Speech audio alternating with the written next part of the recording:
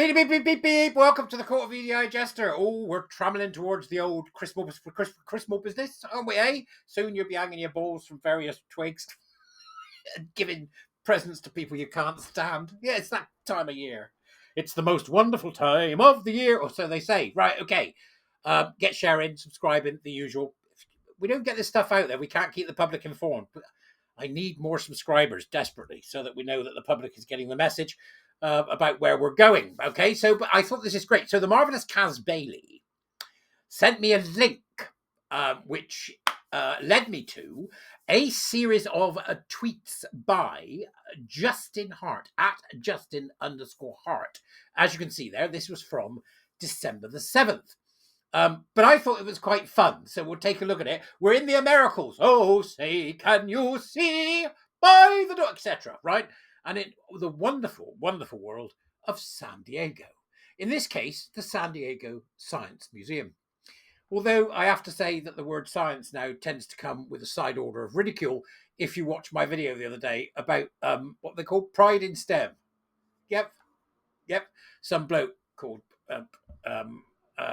Alberto Scaramanga or something, right? So welcome to the Hall of Woke. This is great. The San Diego Science Museum opened its doors for December nights, and we took all the kids for the lights, food, and fun. While the girls were using the restroom, I was waiting in what appears to be the Hall of Woke, just outside. Justin then says, "Get ready for the ride." The wall was emblazoned with rainbows and portraits declaring new science. Queer and intersectional identities are revolutionizing how science gets done. It's great that they've got the word queer in there, because we can queer that sentence. Queer and intersectional identities, really strange people are revolutionizing how science doesn't get done at all. Because that's what they are. They're just interfering wazzocks, right? And then we've got a couple of pictures, which are just great. Right? Just great. So on the right-hand side, I can see a woman called Jessica Esquivel, PhD. Right? You can see her there. Look, see? Look, with her colour hair, her outfit. All along this wall of trans and non-binary bloody rubbish, right? Okay. And then it says here, queer and intersectional identities are revolutionising how science gets done.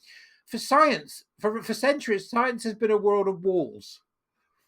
Really? Race, gender, sexuality, wealth, and more defined who could participate. Still, today, queer representation in STEM, right, look, STEMM, so they've added medicine, in STEM, lags behind societal progress, especially where identities of women and gender minorities intersect with Black, Indigenous, and other person of colour identities. It's absolutely bonkers. They've got crap like this in Manchester. There's this place called Campus in Manchester, right, which is on the end of the Canal Street. There's some great little restaurants there, actually. Yum Cha, nice Chinese restaurant. And then there's the pie companies there. They do fantastic pies. Anyway, so occasionally I meet my mate and we go for a cup of tea or coffee there. And they've got signs up like this, talking about ridiculous queer nonsense and a load of cobblers, right? Fucking hell. The hallway featured a dozen of the craziest, most aggressive intersectionality science people ever assembled. Have you seen Pride in STEM? They even had a queer Sikh with a rainbow turban. He's coming. You can just see the top down the bottom there. I think to me, science is personal. I bring my multifaceted identity into the lab and it informs the work. Oh, please don't. There he is. You can just see his, face Ned there, right? Okay, I'll put the picture on for you just anyway, so you can have a look at it properly. I choose to do, and it says it informs the work I choose to do and the way in which I do it. I enjoy doing interdisciplinary work that combines different methods from neuropsychology and neuroimaging, along with advanced quantitative approaches. And I think this overall strategy comes from an understanding of individual people as layered. Layered on what? Like some human lasagna. Right, let's get all the queer and intersectional. So we got you all right. We're going to lay you down now, right? Put the first layer down. You all right there, mate? With your... you there? Yeah, right. Now spread some shit. Now put the next queer side. It's like a shit lasagna. My expression of queerness is influenced by my Sikh values, which motivate me to be visible and work towards equity within science and beyond. So he's talking about science by consensus. Don't even got a lovely smiley face, but that silly hat on his head. No. They come across the superhero. Then you come across the superhero known as Shark non-binary person. Oh no, it's just insane. Shark, non-binary person. They, them pronouns on many posters. Sharks and I share a similar story. We are both ambassadors of our own existence, says this absolute fruit loop. And we both fight against a dying world. As one of a handful of non-binary people of colour in shark sciences. Where's the rest of them? A non-binary person of colour. In shark sciences, I continue to lead the way for diversity and inclusion in academia, not just out of passion, but survival. I don't think it's about survival, you absolute tosser. It's not passion either, it's just that you're insane. Insane lunatics. And then you've got a picture of this person there you can see who is obviously as mad as a box of frogs. She's pretended to be Quint. Get it, eh? Farewell and adieu to you fair Spanish ladies. You all know what I do. You all know what I do for a living. I'll catch you, but it's big fish. It's a non-binary Quint. And then he says, Luke, to each his, her, they, their own, but pretending that queerness informs a better scientific outcome is eye-rolling. It's also annoying and also rans if I'm being annoying.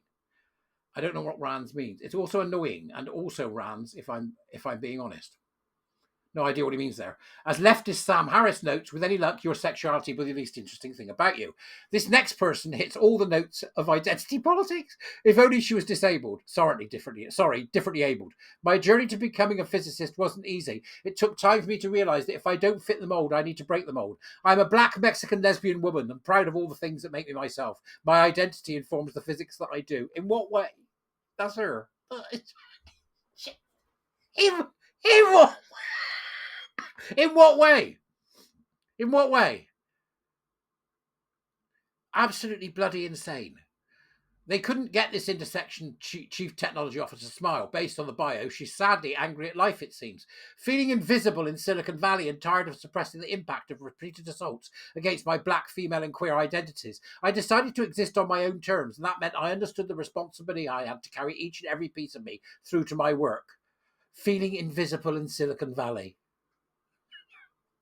And then he says, I found her. The trifecta, double ethnic, lesbian, disabled, they, them. I lived my whole life outside of the status quo. I am a queer, disabled woman of colour, half Asian and half Latina. Well, you get the top of the intersectional ladder today, madam. I look at each day as a chance to break down barriers and stereotypes that people hold about us. By embracing and appreciating difference, we'll come up with better solutions. No, you're just a nutter. There she is, nuts. I'm guessing this exhibit might be a few years old, but I get the sense that this type of woke queer fanfare is becoming passé. Thoughts? I hid the names. I don't want these guys to get harassed. I just find it incredibly illustrative of why the left continues to lose Americans from their cause. It's brilliant. Thank you, Justin. That's a great series of tweets there, which I shall put the links downstairs to so that you've got the tweet to the Reader app and you can see exactly what it is that's being said and look at some of the pictures. Unfortunately, Matt and I disagree. It's not that I want these people to get harassed. I want them outed as idiots who need to lose their job.